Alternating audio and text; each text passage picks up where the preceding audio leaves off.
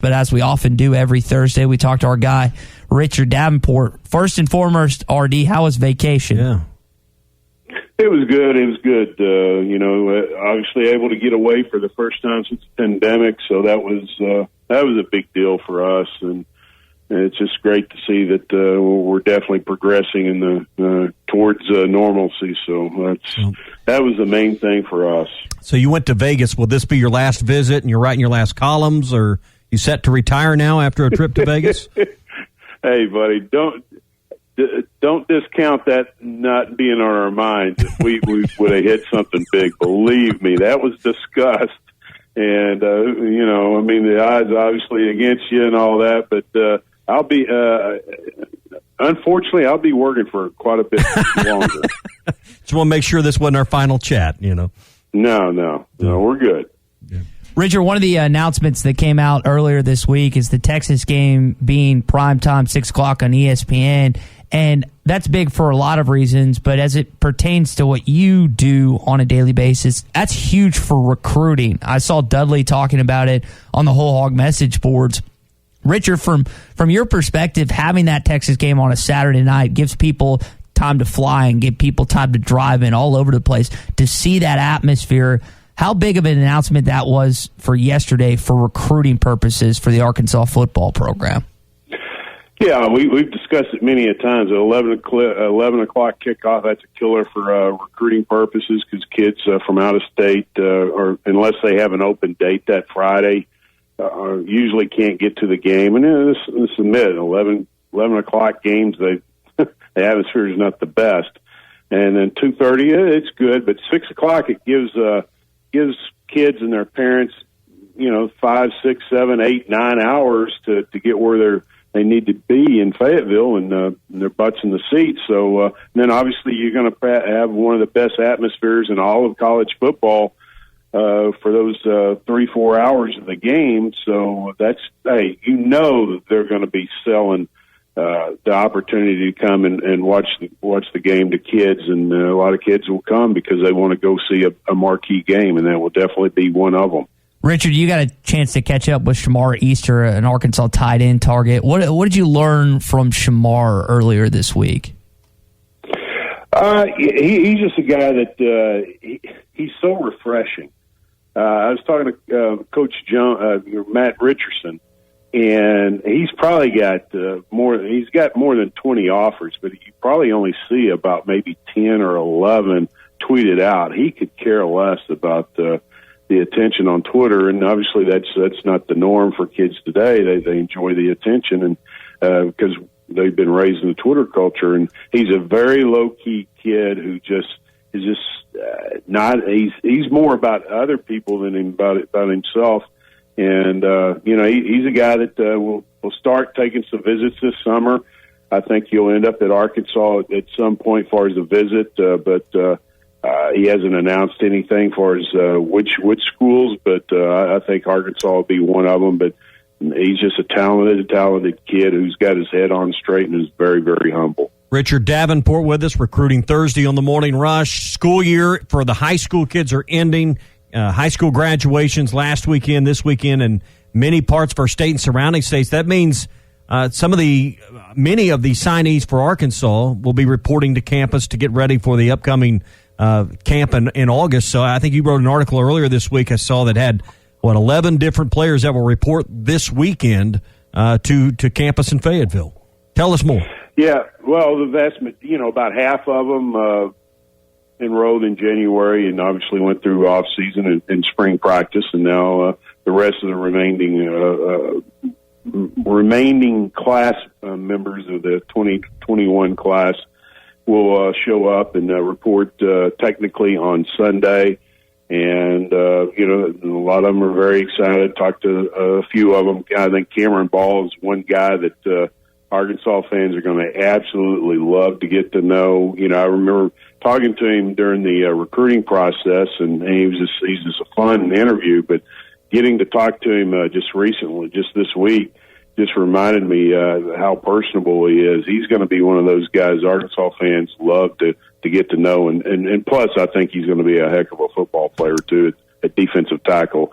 He's 6'5", about 300 pounds right now. So, they'll obviously get to know the weight and strength and conditioning program, and they'll learn the lay of the land a little bit, because most of these kids haven't been on campus because of the pandemic. So it's going to be an eye opener for several of them that haven't visited. Several have visited, but a lot of them haven't.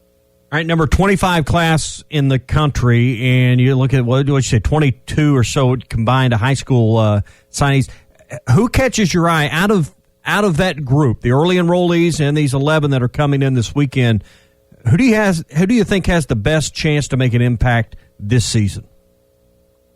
That's a good question. I think Christopher Paul, the linebacker who was on campus already. I think at linebacker, he's a big kid, about 6 foot, 6'1", about 240 pounds. I think he's one that has a chance to make an impact, just because hey, let's face it, they're thin at that position, and you saw Bumper Poole and Grant Morgan and them play so many snaps last year. So I would look at Chris, and I think he was very productive during the summer. During the spring, the best that I could tell. And then as far as some of the other guys, I think Jaden Johnson, the safety out of Georgia, Cedartown, Georgia, he brings good size and good speed, and he evidently opened eyes in the spring too. So that's another position that they probably need maybe a little bit more depth at. I think they're in pretty good position overall, but as far as depth wise, they definitely needed to add some more. And I'm ready to see Solomon Wright, who will be reporting this weekend. He's a defensive lineman out of Oklahoma. He's kind of undersized, 6 foot, 6'1", about 290 pounds, who a lot of people are kind of overlooking because he's, like I said, he's kind of undersized. But, man, I'll tell you what, the guy's one of the most productive defensive linemen I've seen in high school football. And how well does that translate to the college level? We're going to find out. Artie, didn't he break some sack record or something in Oklahoma? I don't have the numbers in front of me, but his tackle for loss ratio was just unbelievable. I mean, he's so exceptionally quick. Mm-hmm. He's very, very strong. And I was talking to Bryce Stevens, one of the freshmen coming in this weekend, who plays receiver for John Marshall High School in Oklahoma City. They played against one another, and he blindsided Bryce on a reverse. Bryce was playing receiver, and he was coming around, and Solomon just laid him out. He's just a very physical kid, even though, again, he's a little undersized, but he's got all the tools. If he was 6'3", 6'4", he would have been definitely one of the most highly recruited defensive linemen in the country. We saw a little altercation between Dave Van Horn and Tony Vitello following the Game 3 win for the Arkansas Razorbacks, and they both said it had something to do with recruiting. Richard, I think a lot of people are wondering what it exactly was about, and I've seen different reports here and there. How often do coaches, not just in person, but on the phones, through text, whatever, get ticked, get irritated, get frustrated with one another like we saw on display this past Sunday? Oh, I think that happens quite a bit, especially if a kid says, well, Coach A said this about your program, or a lot of negative recruiting goes on. Mm-hmm. I mean, it hits a nerve because, hey, that's where you make that's your meal ticket. That's how you improve your program. That's the life of your program. So there's negative recruiting going on, and then if a guy's still not on board 100%, even though he's saying he's committed and he's being recruited by other schools. And, you as a coach take that a little personal, because this kid says he's committed to you, but he's still looking around, and you're trying to find a way to close the deal, and these other guys are trying to change his mind. So it's a constant. I've heard so many stories where coaches and their relationships with one another definitely can be strained because of recruiting. Yeah. One guy that's been closing deals is Mike Neighbors, adding a new assistant to the staff. But I want to talk about this class he's put together now with Miriam Dowda coming away from Baylor to Arkansas after Kim Mulkey left to go to LSU. You had her, then Goforth transferring into the program, and then Jersey Wolfenberger. You got, 3 McDonald's All-Americans in this group. Has there ever been a better incoming class in any sport? You can look at the Springdale 5 or the Springdale 6, however you, back at 15, 16 years ago. But maybe the exception of track. Richard, where does this rank as far as one team, one program assembling this much talent at one time? 3 McDonald's All-Americans. I mean, that's your answer. Yeah, right exactly. There. I mean, you get a few All-Americans, in football that come along. But, I mean, for most of your class, basically being McDonald's All-Americans and all highly rated prospects. And Miriam was the number 1 center in the country, number 13 overall prospect in the nation. And we know about Jersey Wolfenberger and Sasha and their credentials in high school. So, yeah, I mean, she was the missing missing piece of the puzzle, in my opinion, because they lacked, a true big girl in the middle.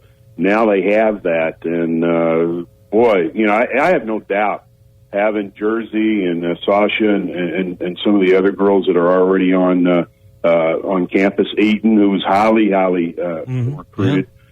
Coming out of the Jonesboro area, that kind of helped. There's no doubt that helped a little bit with Miriam, because you're going to be surrounded by great players. The chances of you being double teamed because of being around so many other good players too, probably a little less. Richard Davenport joins us every Thursday for Recruiting Thursday. RD, appreciate the time. Glad you had fun in Vegas and make it back in one piece, and we'll do it again next week. Sounds good, guys. Good to be back. Thanks so much for having me again. All right. Richard Davenport, as Ty said, every Thursday with us here on the Morning Rush. We appreciate RD each week.